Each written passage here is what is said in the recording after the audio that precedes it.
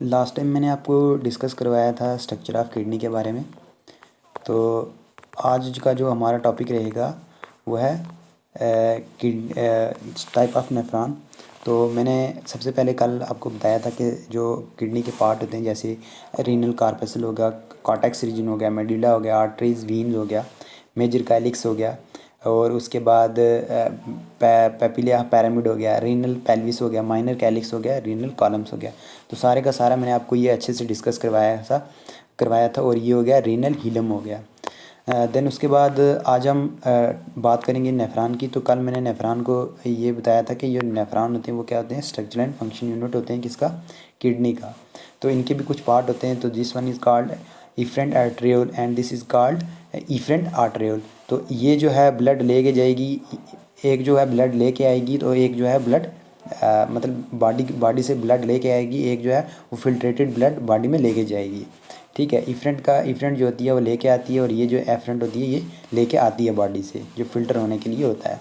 तो इसको मैंने बोला था, ये जो टफ आपको नज़र कैपिलरीज आ रही हैं इसको मैंने बोला था ग्लोमेरुलस बोला था, और ये जो आपको साइड में एक कप लाइक स्ट्रक्चर नज़र आ रहा है तो इसको मैंने बोला था बोमेन कैप्सूल बोला था। और दोनों को मिला के हम क्या बोल सकते हैं, मार्फिजन बॉडी बोल सकते हैं या मार्फिजन कैप्सूल बोल सकते हैं। एंड देन उसके बाद ये जो इसका स्ट्रक्चर है आगे फिर से मैंने इसको बताया था कि इसके भी मतलब जो लूप ऑफ हेनले होते हैं, पीसीटी होता है, डीसीटी होता है, वो कैसा होता है। तो ये मैंने आपको बिल्कुल अच्छे से करवाया होता है। डायरेक्शन कैसी होती है फिल्ट्रेशन की, लूप ऑफ हेनले का क्या काम होता है, तो वो भी मैंने आपको डिस्कस करवाया था। देन उसके बाद ये सारे के सारे पार्ट हमने डिस्कस किए थे रीनल कैप्सूल, रीनल ट्यूब्यूल्स के बारे में। जो रीनल कार्पसल होता है उसके दो पार्ट होते हैं, ग्लोमेरुलस एंड बोमेन कैप्सूल। तो ये भी मैंने आपको बताया था। देन उसके बाद जो ग्लोमेरुलस कैपिलरीज होती हैं उनकी 3 लेयर होती हैं। तो जो नॉर्मली हम देखते हैं कैपिलरीज तो उनमें 2 लेयर होती हैं, बट इसके पास 3 लेयर होती हैं। वो कौन कौन सी होती हैं, फेनेस्ट्रेटेड एंडोथेलियम हो गया, बेसमेंट मेम्ब्रेन हो गया, एंड लेयर ऑफ एपिथेलियम हो गया। और उसके बाद जो ब्लड फिल्ट्रेशन होती है वो कैसे होती है, ये मैंने सारा का सारा आपको डिस्कस करवाया था। तो ये मैंने आपको डिस्कस करवाया था फिल्ट्रेशन कैसी होती है। सबसे पहले ग्लोमेरुलस में ब्लड आएगा, कौन लेके आएगा, इफरेंट आर्टरियोल लेके आएगी। ब्लड जैसे ही एंटर होगा तो उसके बाद यहाँ पे फिल्ट्रेशन होगी। फिल्ट्रेशन होने के बाद फिर से जो मतलब मटेरियल बच जाएगा वो कहाँ पे आ जाएगा, पीसीटी में, प्रोक्सिमल डिस्टल कन्वोल्यूटेड ट्यूब्यूल में। देन उसके बाद लूप ऑफ हेनले या नेफ्रॉन हेनले। देन उसके बाद डिस्टल ट्यूब्यूल के बाद सिंगल कलेक्टिंग के पास, और देन उसके बाद ब्लैडर के पास जो यूरिनरी ब्लैडर होता है। तो जब हम पीसीटी की बात करेंगे, लूप ऑफ हेनले की बात करेंगे, डीसीटी की बात करेंगे, और उसके बाद सिंगल कलेक्टिंग डक्ट की बात करेंगे, तो हमने बात किसकी करनी है, रीनल ट्यूब्यूल की, क्योंकि ये के सारे जो पार्ट होते हैं ये सारे के सारे इनके पार्ट होते हैं। देन उसके बाद फिर मैंने आपको बताया कि जो लूप ऑफ हेनले होते हैं उनके भी कुछ सेगमेंट्स होती हैं, और उन सेगमेंट्स के अलग अलग नाम हैं, तो उनको भी हम अलग अलग नाम से जानते हैं। तो वो कौन कौन सी सेगमेंट हैं, तीन सेगमेंट होती हैं इसमें, thin descending segment, thin ascending segment, thick ascending segment. तो तीनों की तीनों ये जो मतलब जो सेगमेंट होती हैं ये नेफ्रॉन में जो लूप ऑफ हेनले होती है वहाँ पे प्रेजेंट होती हैं। देन उसके बाद आज हम डिस्कस करेंगे टाइप ऑफ नेफ्रॉन।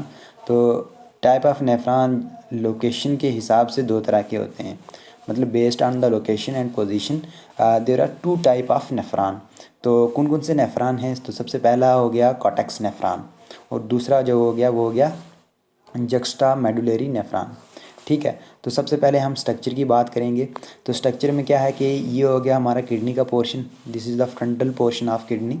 तो मैंने ये वाला जो हिस्सा है ये आपको इधर मतलब निकाल के बताया हुआ है, और उसके बाद फिर मैंने नेफ्रॉन की डायग्राम बनाई हुई है। तो ये बाहर वाला हो गया, ये वाला बाहर वाला हो गया कॉर्टेक्स रीजन, और ये अंदर वाला हो गया मेडुलरी रीजन। तो सिमिलरली मैंने इधर भी इसी तरीके से बनाया हुआ है, this is the cortex region and this is the medullary reason.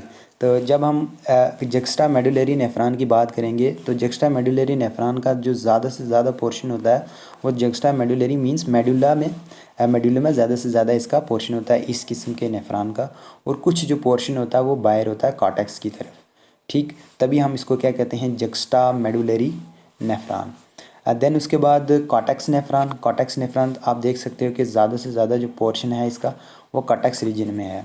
ठीक, कॉर्टेक्स रीजन में पाया जाता है, तभी हम इसको क्या बोलेंगे, कॉर्टेक्स नेफ्रॉन बोलेंगे। तो ये हो गया आपका टाइप ऑफ नेफ्रॉन। आपने बिल्कुल इसी तरीके से डायग्राम बनानी है और बिल्कुल नीट एंड क्लीन बनानी है। देन उसके बाद अब जो कॉर्टेक्स नेफ्रॉन है और जक्स्टा मेडुलरी नेफ्रॉन है, उनमें क्या डिफरेंस होता है, तो वो हम डिस्कस करेंगे। तो जब मैं कॉर्टेक्स नेफ्रॉन की बात करूँगा, तो हमारी जो किडनी होती है, मैक्सिमम नेफ्रॉन जो होते हैं वो 80 टू 85% जो नेफ्रॉन होते हैं वो कॉर्टेक्स नेफ्रॉन होते हैं। और इसमें जो रीनल कैप्सूल है वो लोकेटेड कहाँ पे होती है, रीनल कैप्सूल वो कहाँ पे होती है कि ओटर रीजन में होती है, कॉर्टेक्स वाले रीजन में होती है। शॉर्ट लूप ऑफ हेनले होगी जो कहाँ मतलब पाई जाएगी, मेडुला के थोड़े से मतलब मेडुला वाले रीजन में, मेडुला वाले पोर्शन में पाई जाएगी। तो जब मैं जक्स्टा मेडुलरी नेफ्रॉन की बात करूँगा, तो जक्स्टा मेडुलरी नेफ्रॉन जो होते हैं वो 20 टू 30% होते हैं। इनका जो रीनल कैप्सूल होता है वो कहाँ पे पाया जाता है, मेडुला में पाया जाता है। जैसे मैंने आपको ये स्ट्रक्चर में बताया ना कि ये आप देख सकते हो कि मेडुला में पाया जाता है। देन उसके बाद लूप ऑफ हेनले लॉन्ग होगी इसमें, ठीक। और इसी नेफ्रॉन को मतलब हम क्या करेंगे, these are juxtamedullary nephron कहेंगे इनको। अब जो जक्स्टा मेडुलरी नेफ्रॉन है उसके कुछ और पार्ट भी हैं, मतलब specialise structure forming distal tubule होते हैं इसके पास, स्पेशलाइज डीसीटी होता है। अब वो डीसीटी क्या है, तो ये हो गया एक टिपिकल स्ट्रक्चर जो जक्स्टा मेडुलरी नेफ्रॉन का होता है। तो this is called proximal tubule, distal tubule.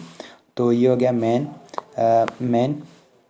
Main function that जो रेगुलेट करता है बीपी को, रेगुलेट करता है ब्लड प्रेशर को, रेगुलेट करता है और फिल्ट्रेशन रेट को क्या करता है, रेगुलेट करता है। तो जब मैं जक्स्टा मेडुलरी नेफ्रॉन की बात करूँगा, वो तीन किस्म के सेल होते हैं। उसके बाद ये सेल लिखा हुआ है। तो सबसे पहला जो हो गया वो जो सेल होता है वो होता है जक्स्टा ग्लोम्युलस सेल होता है। अब इसकी ये कहाँ पे पाए जाएंगे, इफ्रंट वाल में पाए जाएंगे, इफ्रंट के वाल में पाए जाएंगे।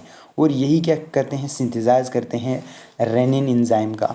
अब इस रेनिन का क्या काम है वो आगे हम आने वाले काउंटर आयन मैकेनिज्म में पढ़ेंगे, यूरिन फार्मेशन में पढ़ेंगे कि इसका रेनिन का क्या काम होता है। देन उसके बाद जो दूसरे तरह के सेल होते हैं उनका नाम है मैक्यूला डेंसा। मैक्यूला डेंसा कहाँ पे होते हैं, डीसीडी में होते हैं, डिस्टल कन्वोल्यूटेड ट्यूब्यूल में होते हैं। और ये भी क्या होते हैं, स्पेशलाइज्ड होते हैं अपने फंक्शन को लेके। और कहाँ पे पाए जाते हैं, एफरेंट एंड इफरेंट आर्टरियोल में पाए जाते हैं। देन उसके बाद जो एक्स्ट्रा ग्लोम्युलर मीजोगिलियल सेल हैं और लास्ट वाले हो गया, तो ये कहाँ पे होते हैं, स्मूथ वाल ऑफ ग्लोम्युलस कैपिलरीज में पाए जाएंगे। तो इनका भी कुछ स्पेशलाइज्ड फंक्शन होता है। अब वो फंक्शन क्या है तो हम आने वाले लेक्चर में क्या करेंगे, डिस्कस करेंगे। तो मैं आज आपको इसकी पीडीएफ प्रोवाइड कर दूंगा, आप इसको अच्छे से देखिए। अगर कहीं से समझ ना आए आप मेरे से दोबारा पूछिए। बिल्कुल इजी मैंने बना के लिखा हुआ। अगर किसी को इसके नोट चाहिए तो ये तो मैं प्रोवाइड कर दूंगा, ये मैंने अपने हैंड से लिखे हुए हैं। तो अगर किसी को और अच्छे से नोट बनाने तो आप मुझे बोल सकते हैं, मैं आपको वो भी प्रोवाइड कर दूंगा। तब तक आप इसको देखिए अच्छे से और इसको समझने की कोशिश कीजिए। अगर समझ ना आए तो पूछिए मेरे से।